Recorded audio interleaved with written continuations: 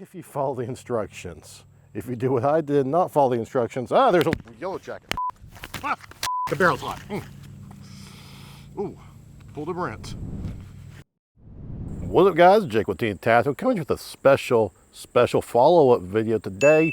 We're doing a follow-up on the Midwest Industries trigger that we put a review out for a little while ago. If you recall in our last video, we had a lot of issues where essentially the trigger would sometimes stop on the release of the trigger, just like 1/8 of an inch right there. Essentially, you release the trigger and it would stop right here, just short of the actual full trigger pull, which I know you're not supposed to do what I just did with an open lower like that. I just wanted to show you one time for demonstration. But that was essentially the problem we had. Now, in that last video, I did mention I was going to reach out to Midwest Industries. Lo and behold, I finally got around to doing so. They were super fast to respond, so big shout out to them for the quick response. They got back to me like less than 24 hours. I explained the situation to them. I actually linked them the video, and they, after a careful examination, told me I forgot to do step 8, which is in their instructions online, and probably came with the actual trigger itself, which, let's be honest, I don't really typically read instructions when installing triggers and stuff like that. Good news, everyone. Turns out Team Tactical made a mistake. Who could have imagined?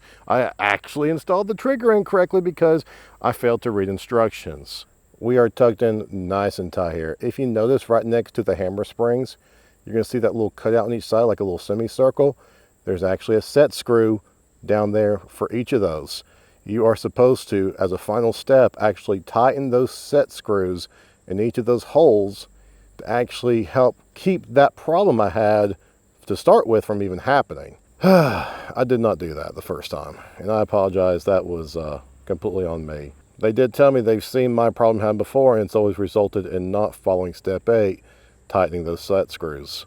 Well, we have tightened those, and now we are going to just shoot some real quick and see now how she does. And if you're wondering why we're shooting in the shade like this, it's because the camera keeps overheating, so this is kind of what we're having to deal with. We are shooting frangible ammo. No.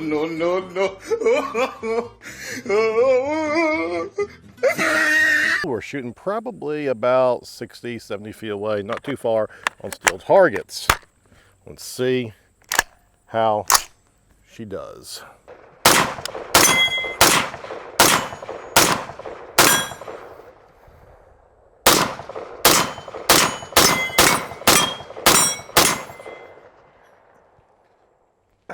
So far, pretty good. C-clamp.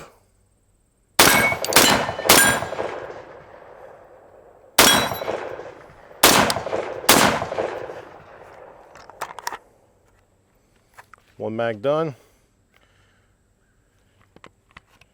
Wait. It was at this moment that he knew. He f***ed up. Did I shoot frangible?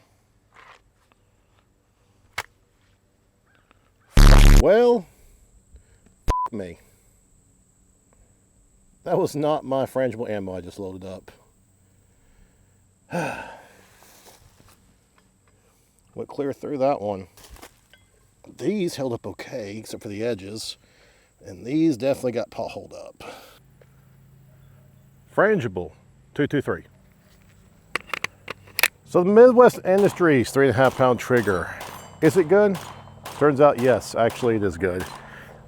It's just, it was I was not so good the first time. Turns out that if you actually follow the instructions, the product actually does what it's supposed to do. We did have a couple of cycling issues there, really failure to eject on a couple of rounds, but that's because I'm using frangible ammo. The bolt carrier has not been lubed up probably. So I don't really blame down the trigger. It wouldn't make sense. However, I will say after making those adjustments, I do like this trigger a lot, and I think it is considerably more reliable, as it should be. Would I buy this? Absolutely. If you follow the instructions. If you do what I did, not follow the instructions, there's a yellow jacket. The barrel's hot. We're just having a great time filming today, so got some ice on the fingers there. All right, so the Midwest Industries 3.5 pound trigger turns out, if you actually follow directions, if you actually do the right things and not be stupid, turns out the trigger is actually really good. I like it a lot. After having it installed correctly and actually testing it thoroughly, after running this with 4 or 5 mags, I think the issue's been resolved.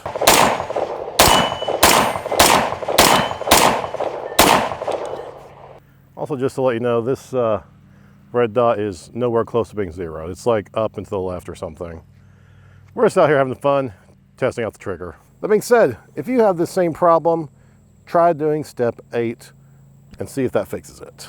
A big shout out again to Midwest Industries. They did not sponsor this video, however, they were very quick to respond and help us resolve the issue. We really appreciate it. Good guys, check them out because clearly they make good triggers too, and they aren't so bad after all.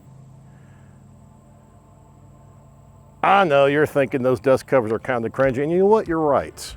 This is my first AR. I thought it was cool at the time. Guys, if you enjoy that kind of content, make sure to like, subscribe, comment down below.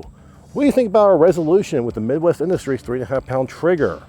Is it feasible? Is it reasonable? We'd love to hear from you.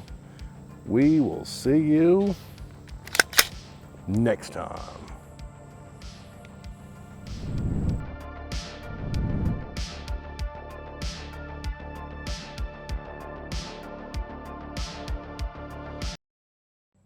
Look at that, my little pick rail came out there. Good to know.